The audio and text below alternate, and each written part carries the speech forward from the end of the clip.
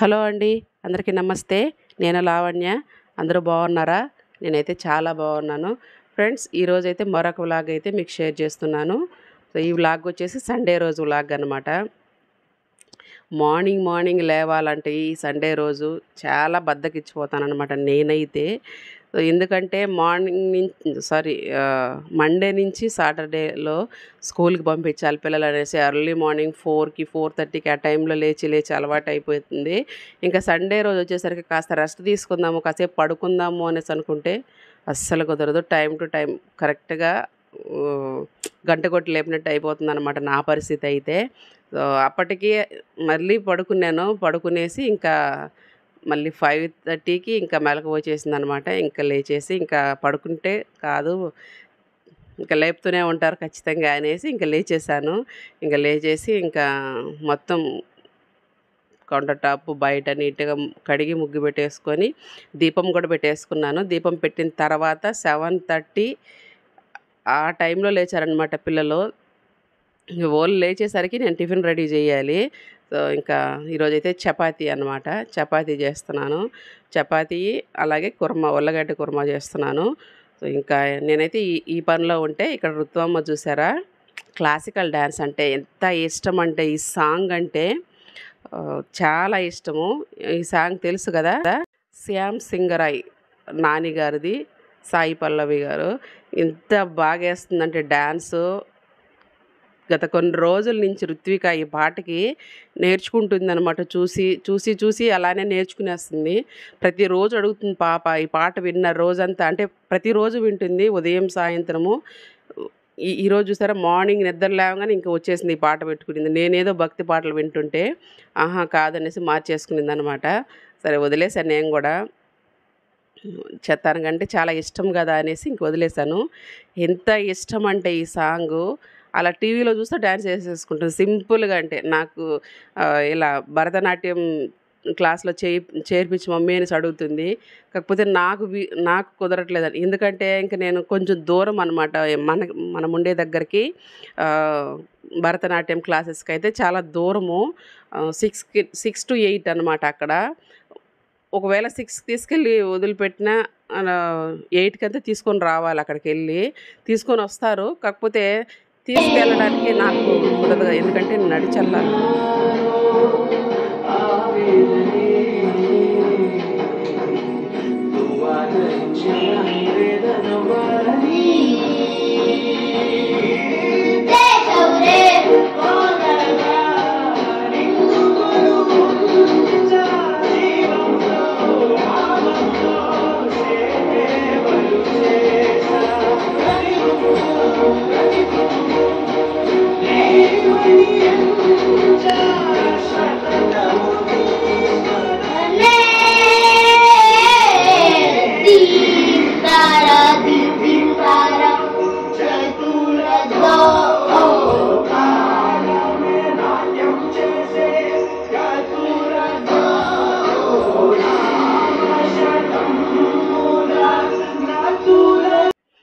చాలా దూరం అనమాట తీసుకెళ్ళడానికి.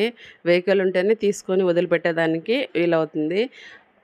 వన్ టైం అంటే 6కి తీసుకెళ్ళి వదిలినా 8కి ఆయనైతే వచ్చేస్తారు.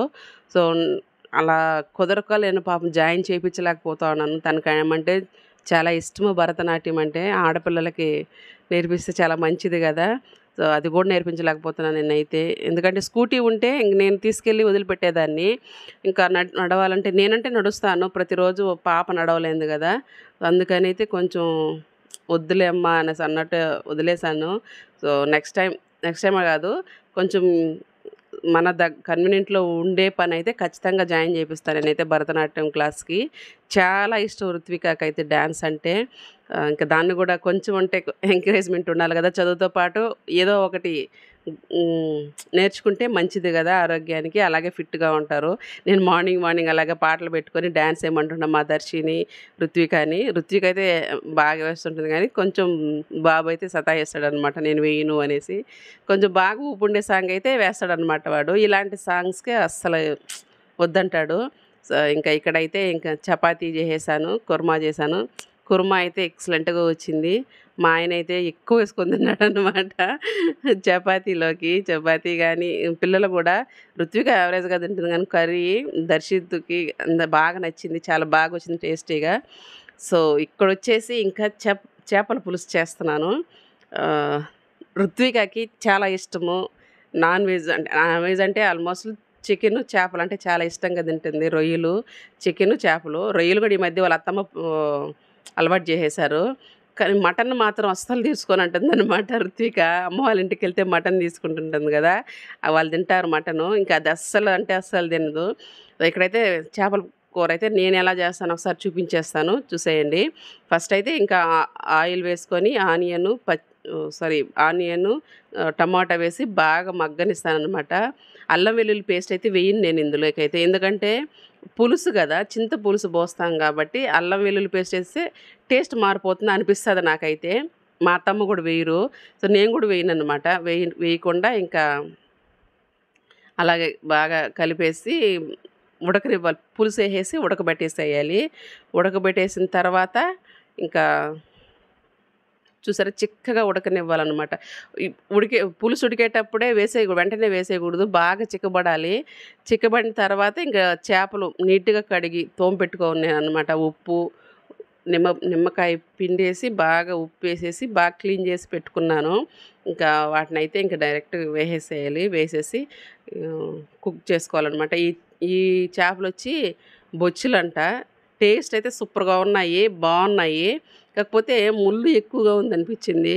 పిల్లలు పిల్లలు చిన్న పిల్లలు ఉండేవాళ్ళైతే ఖచ్చితంగా ఇది కొంచెం జాగ్రత్తగా తీసి పెడితే మంచిదనిపిస్తుంది. కానీ టేస్ట్ పరంగా చాలా బావుంది.